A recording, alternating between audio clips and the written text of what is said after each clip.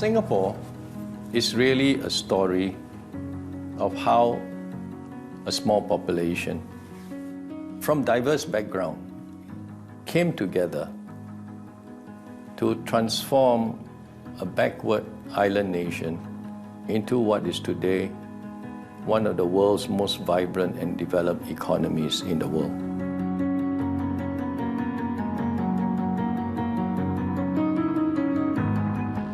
Singapore is one of the most livable homes in the world. And I'm proud to be part of this incredible journey. From the moment you arrive at the Singapore Changi Airport, you feel welcomed by the openness and the respect for your personal space. Driving from the airport into the city, it's like a walk in the garden.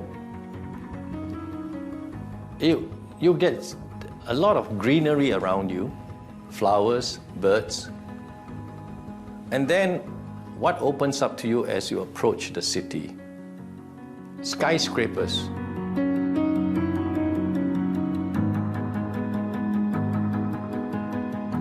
As you know, Singapore is a tropical island. We are 1 degree north of the equator. It's hot, it's humid.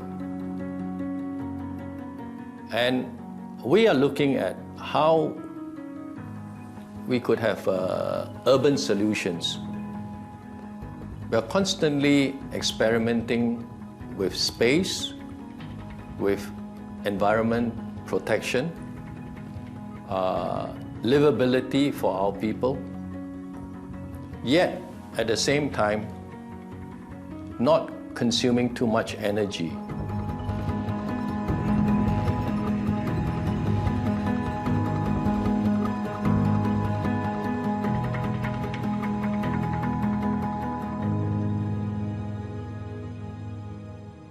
Well, it's an honor for me to serve here as Singapore's first resident ambassador to the state of Qatar. Our relations, bilateral relations, are excellent.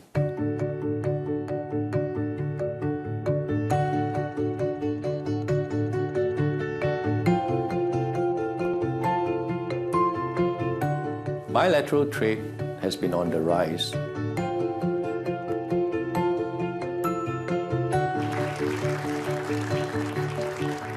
In 2014, our bilateral trade was $8 billion US. The opportunities are immense for our bilateral collaboration and partnership.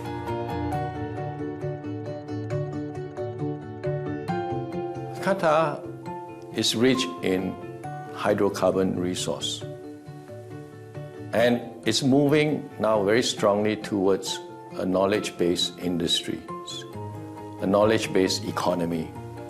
And this is where there are plenty of opportunities for us to work together. We are already working very closely together in projects that protects our environment. Singapore and Qatar are small countries, and this is our only home.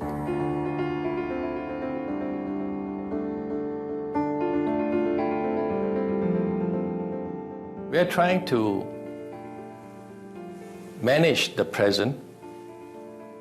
At the same time, we are trying to plan and implement for the future.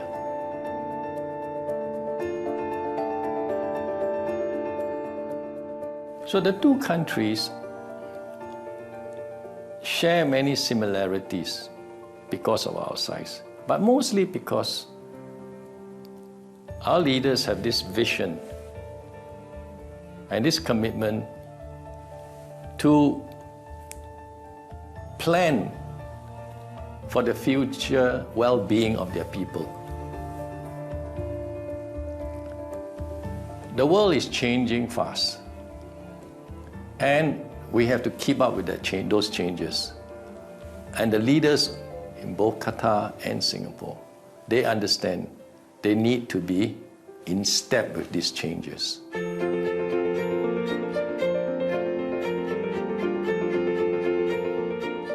The Singaporeans working and living in Qatar are grateful for the hospitality that they receive from the Qataris.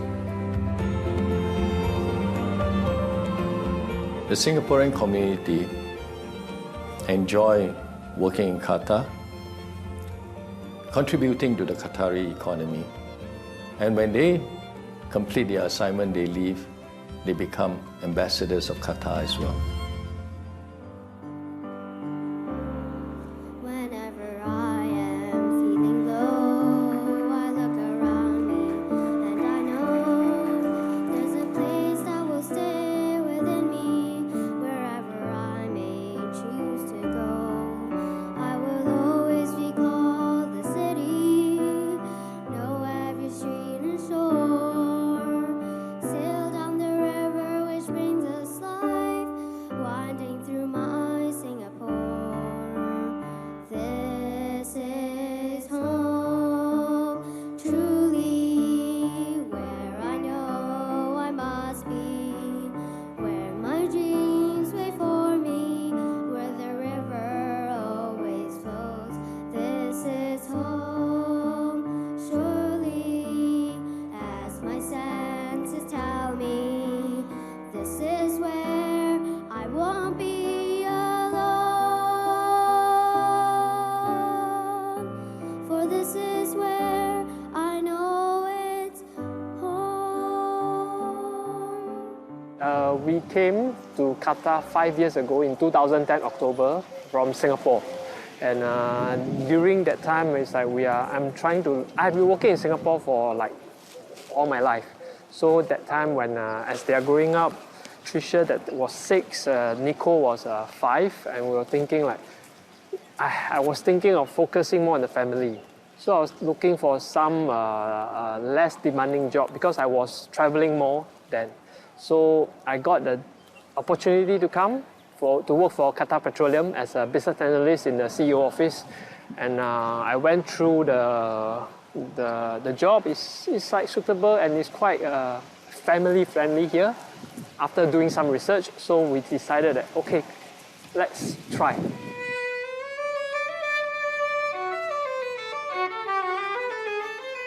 So every Tuesday we'll come here for class. She has been playing the violin since she was 3. We started back in Singapore, and she loved music, she loved violin, and she is actually requesting to learn violin when she was 2. When I'm playing the violin, like I feel like into the music and like I really like to play it, and like I'll express my emotions into the music. It's fun, and like there's lots of concerts and stuff, and my teacher Dimitri is like he's a really good teacher. My teacher is like an example for me, and like I want to be as good as him.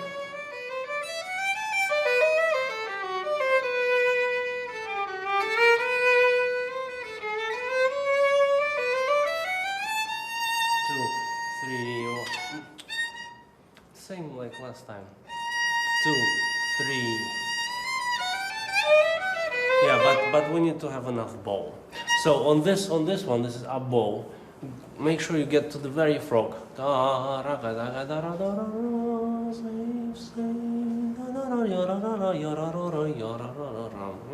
And don't run ahead of yourself in the left hand here. In a few years, she could definitely be a member of the Qatar Philharmonic Orchestra if she chooses to, but I do hope that she chooses to go a little bit further than this and perhaps become a soloist or a chamber musician. Or maybe she'll choose a totally different career path, but definitely the ability to concentrate on something as what could be very tedious at home, practice to do, this will definitely give her the necessary tools to excel at anything she wants to do in the future, whether it's just music or science or any other creative art. So how's today's lesson? I learned the second movement for the new concerto. Okay. How is it? It was good. I have another daughter, which is we are going there now to pick her because she's learning piano from another private teacher, and we are now going over there and bring her back home after class.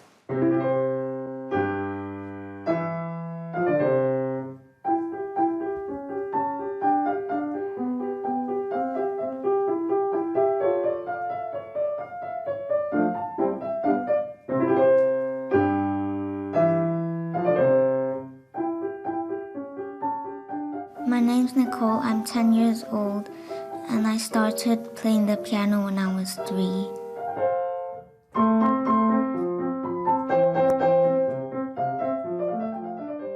I'm Trisha's sister, and I also come from Singapore.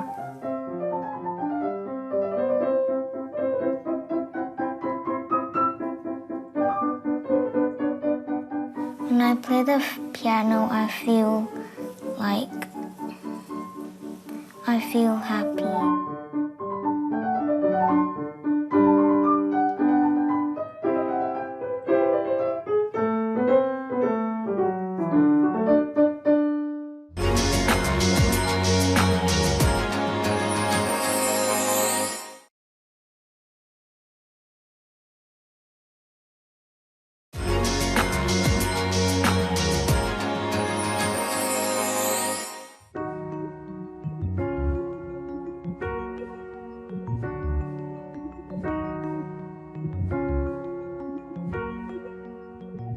مرحبا الصف الخامس. مرحبا. من يريد أن يقدم نفسه؟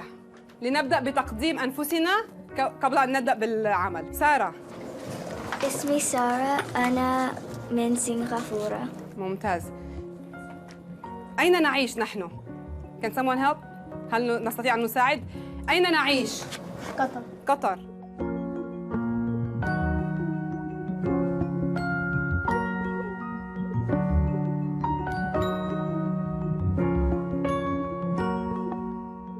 We like going to the Arabic class because we get to learn a lot of stuff there with all our friends. Right now we're learning about the seasons. We love going there, yeah, because like what she said, we have friends and we're learning different stuff that we've never learned before. I love living in Doha, but in summer it gets really hot, so I spend most of my days indoor. Yeah, also we're really comfortable here because we have all our friends here and we've lived here for such a long time that we're just so used to it. Yeah, and we're getting used to the hot weather. We have the Arabic class twice a week, and on top of the Arabic class which they have in the American school, they go to Markas Mariam, which is quite close to Abu Hamur. And there they have twice Quranic class and once a week Islamic studies.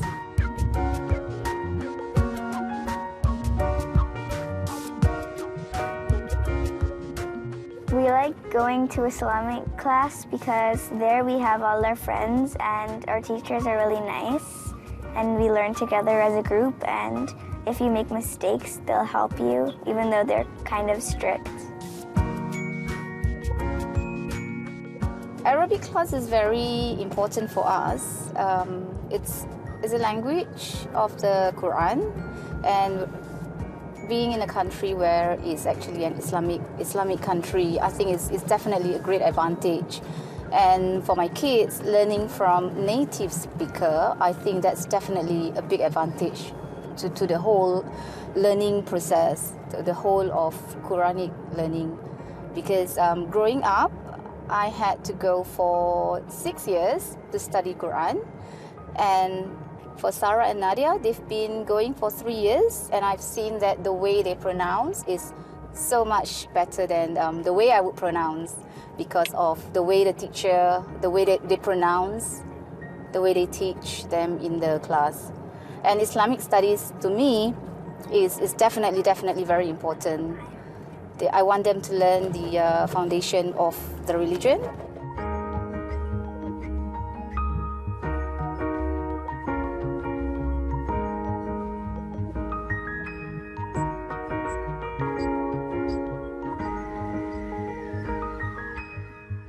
So Sarah, what did you do in school today? Today in school, we, well, in a math class, we were doing something where there's a group. It's called Dragon's Tail, and you're in a group, and you all have to solve the same math problem, but you have to wait for each other. And so it was kind of tricky because there was 2 girls and 2 boys, and the boys were all fooling around, and we were trying to get things done. Oh, okay. What about you, Nats? What did you do today? Well, we did the same thing in math, but in language arts. We were reviewing our Christopher Columbus argument writing sheet, and so we were looking over if there was any capital letters that were not capitalized, or yeah. So what did you do today in school? Stand up. When I was Stand up. we were playing in math. Uh-huh. We were going to all of the centers, but one of them were so cold. Really? We were touching ice. Touching ice?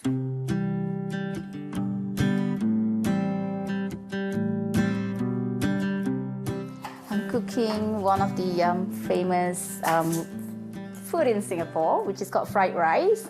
But we're gonna have vegetarian fried rice because Matthew is vegetarian, so I don't put any meat inside. We met in Singapore. So I was working in Singapore in 2000, year 2000. So we got married. We got married very fast, actually. We met in the office. We were working together, and I think within like a year of knowing each other, we got married. We got married in Singapore. And then just last week we celebrated 14-year anniversary. Yes. So 14 years already. When shortly after we came, then we found out that Zoo was pregnant, and we were trying to decide what to do. You know, should we go back to Singapore, have the baby in Singapore together with her parents? But if you fly, of course, then you cannot fly. You know, so you'd be away from me and Sarah and Nadia for 3 months. So we didn't want to be apart for a long time.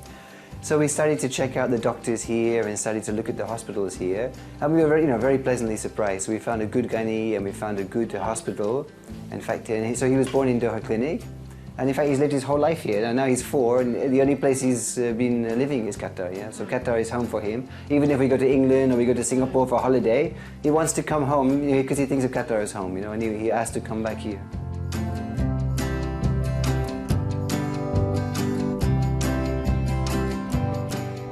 I'm Matthew. I'm a FGP onshore production specialist. Okay. So I work together with Inshan. You know Inshan? Yes. Okay, so we share the same office. So Inshan looks after offshore, I look after onshore. So I was working with Shell in Netherlands, and I first came to Qatar in 2009 for a business trip. And there was a lot of activity in Ras Laffan at the time, a lot of projects going on. It was quite an exciting place. And I remember thinking I would like to come back and work here. It's my first time in Middle East. I'd never been in Middle East before. I'd always worked in Asia before that. And I got the opportunity exactly 1 year later. I came in 2010, and I was a Shell secondee into Qatargas. In Shell, we have a Qatarization program. So we want to develop the national staff as much as possible and as quickly as possible, because this plant is in Qatar, and eventually it needs to be owned. It's going to be operated by local staff. And at the beginning of any project, you have a lot of expats, but over time the expats will leave the country, and you want to leave it in the hands of the nationals.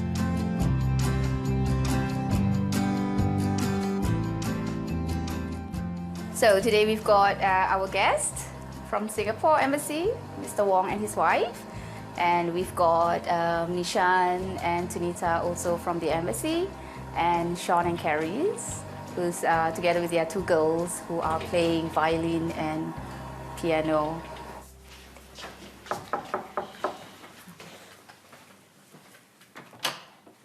Good evening. Hi. Come in. Come inside. Come in. How are you? Good. Hi, Sean. Thank you. How are you? Come in. How are you? Hi, girls.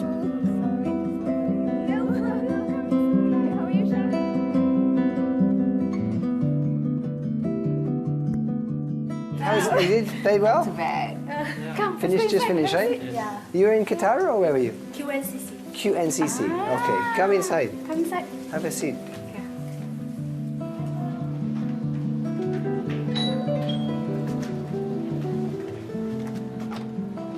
Good evening. Hi. Hi. How are you? How are you? How are you? Come in. Well, thank you for having us. Yeah. You're welcome. Come inside. Yeah.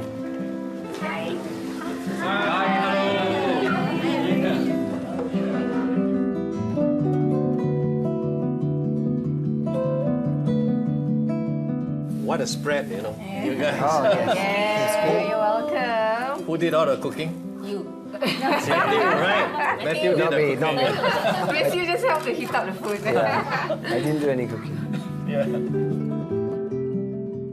I think if I take back anything from Qatar, it would be time with the kids, because I don't think I would have this much of personal time with the kids. If I'm in Singapore, I think we'll be busy with work. I mean, of course there will be time, but it wouldn't be as this, because here we do our school runs. We actually make the effort. We go and pick up the children from the school. We speak to the teachers to find out how they are doing their work, to their progress. We're able to get ourselves involved in their work. I don't think we can really do all these with lots of time in hand back in Singapore. I think we wouldn't have that much of opportunity. So This opportunity would be to bond yes, with the children. Yeah, the bonding, you know. This is really, I mean, for me, it's magical, it's incredible, because I would have not lost the childhood the children had with us. You know, the good bonding time. Yeah. Like sending the kids. Exactly. To school, and yeah. fetching them. Yeah, this is really good. Yeah. Our own, you know. Yeah. And of course, our driving skills get better as well. As we go back to Singapore, we'll be able to, you know, No, in this traffic. you run into trouble in that kind of driving. That's right. Yeah, but to me, yeah, I'll take that. I'll take that back. Yeah.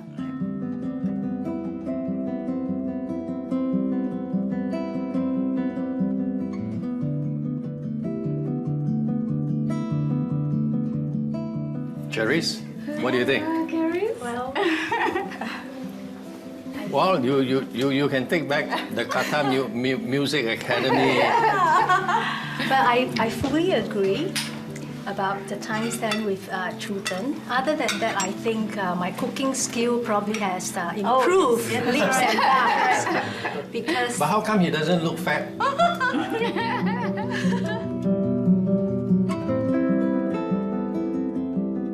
I think things are changing and they're opening up, becoming, I think, more cosmopolitan in that way. And you see that even the demographic in terms of people from different parts of the world, that's also, you know, widening as compared to what it was earlier, I think. So therefore, I think as we look into the future, I think this is going to continue.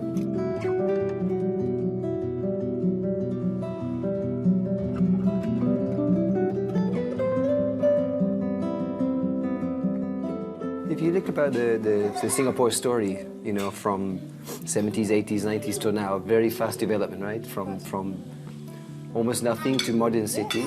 I mean, Qatar is on a very similar journey, right? From basically from desert to now high-rise building. high-rise building, city is there. Yeah. I mean, it's like a common story. Absolutely. And I think Qataris like technology as well. They like the modern things. They like big, modern, advanced. I think Singaporeans like that as well, right? Yeah. They're all attracted to really high tech and latest things. And like education, for example.